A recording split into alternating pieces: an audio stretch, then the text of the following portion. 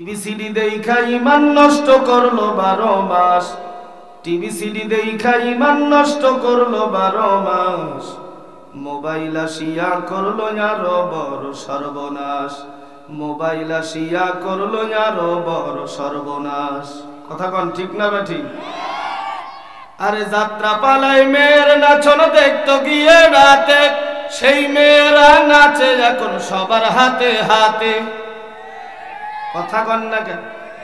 ঠিক না বেঠে? সবার হাতে হাতে নাচে না? জোরে বলেন নাচে না?